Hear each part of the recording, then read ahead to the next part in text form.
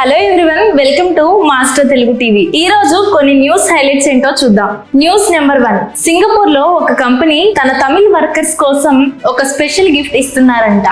అదేంటంటే రజనీకాంత్ గారు నటించిన కూలీ మూవీ రిలీజ్ సందర్భంగా ఆ రోజు పెయిడ్ లీవ్ ఇచ్చి, అలాగే ప్రీమియర్ షోకి టికెట్స్ బుక్ చేసి ఫుడ్ అలయన్స్ కూడా ఫ్రీగా ఇస్తున్నారు. న్యూస్ నెంబర్ 2, ఆంధ్రప్రదేశ్ కి ఒక గుడ్ న్యూస్. కృష్ణ మరియు గోదావరి బేసిన్స్ రిజర్వాయర్స్ లో గత 20 సంవత్సరాలలో ఈ ఏడాది హైయెస్ట్ వాటర్ స్టోరేజ్ అనేది రీచ్ అయ్యింది.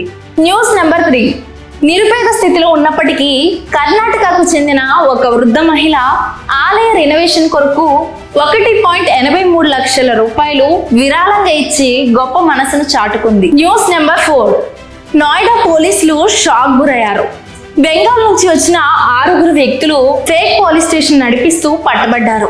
ఇంటర్పోల్ స్టైల్ లోగో, అలానే ఫేక్ మినిస్ట్రీ సర్టిఫికేట్ కూడా ఉన్నాయి.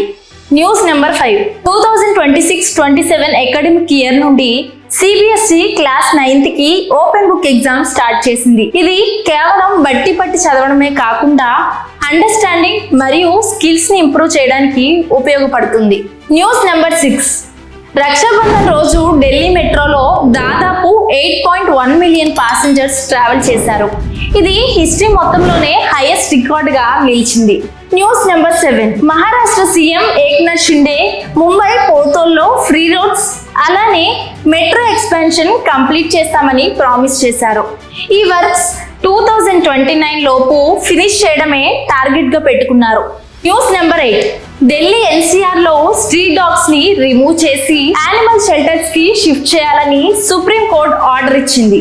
న్యూస్ నెంబర్ 9, ఉత్తరాఖండ్ లో రెయిన్ ఎలర్ట్స్ వల్ల కేదార్నాథ్ ధామ్ యాత్రని ఆగస్ట్ 12 నుంచి 14 వరకు నిలిపివేశారు. న్యూస్ నెంబర్ 10, రాజస్థాన్ రాయల్స్ అలానే రాహుల్ ద్రావిడ్ తన కెరీర్ ని షేప్ చేశారని క్రికెటర్ సంజు శాంసన్ చెప్పారు. ఇది తన ఫ్రాంచైజ్ ఎగ్జిట్ రూమర్స్ మధ్య వచ్చింది. సో చూసారు కదా, మరిన్ని న్యూస్ హైలైట్స్ తో మీ ముందుకు రావాలంటే మాస్టర్ తెలుగు టీవీని సబ్స్క్రైబ్ చేయండి.